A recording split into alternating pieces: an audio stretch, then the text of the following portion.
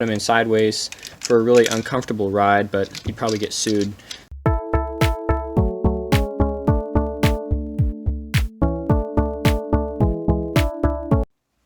Hey guys, welcome back to Brick System Brothers. I'm Nathan Masters, and this is just a, what do I call this? Camel cart.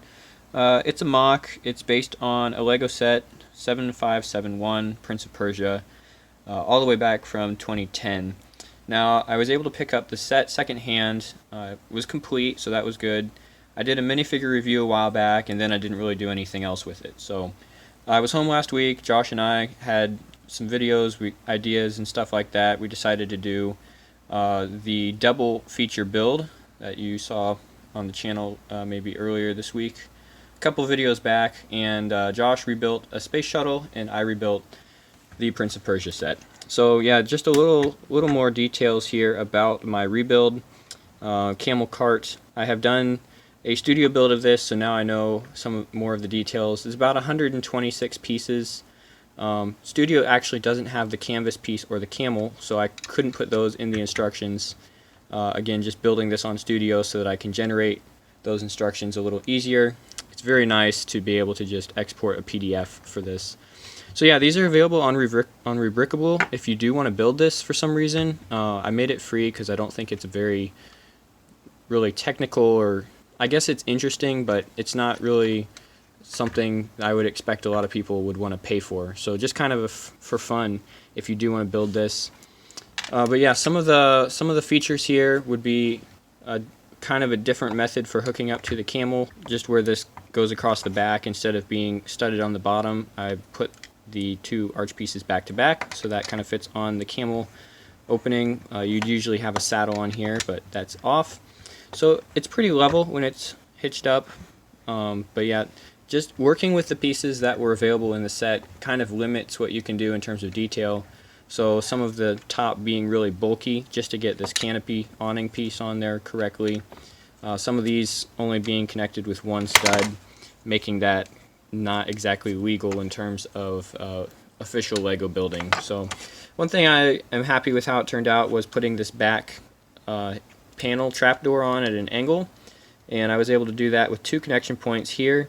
This one I've left the gray stud on the outside, so you can kind of see where that would connect to the 1x1 white with a stud on it, right behind it there.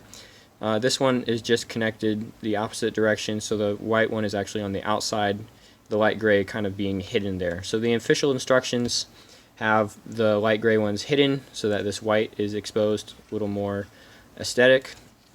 And then I also included one more of these white pieces on the back to help hold this trapdoor on, if you rotate that corner just to hold that so it doesn't come flying down. Like I had mentioned in the rebuild video, I wanted this to be kind of a rickshaw at first with room for a minifigure back here, but the walls are only 2 studs wide, so you can't really get a fig in there. I mean, you could put them in sideways for a really uncomfortable ride, but you'd probably get sued. So I decided to make it into a cargo vehicle. You can just attach 1 or 2 of the boxes that come in the original set right onto the trapdoor and clap that up into place, carry the fish, the apples, whatever you want to haul around. The nice thing is the front is open, so we can actually get a driver minifig here in the front. And it's pretty easy. They just go in right behind the fence. Instead of having reins to the camel, I decided to use some of these pole pieces with the plants to kind of create this other lure, I guess, however you would want to call it.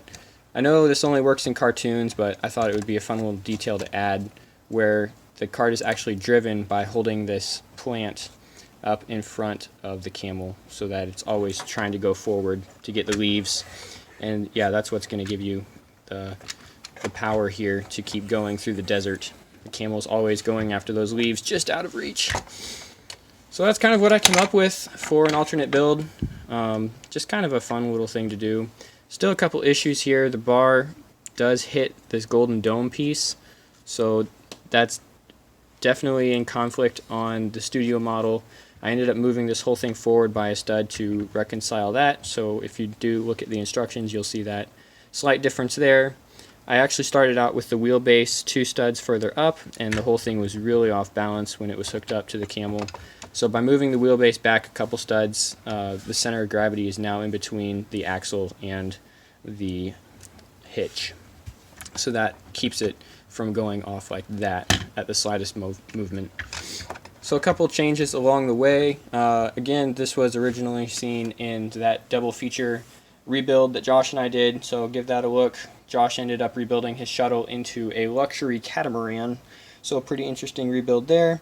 I don't think he was interested in making instructions for that, but it did turn out to be kind of a cool little model. So check it out if you're interested, and thanks for watching this episode of Brick System Brothers.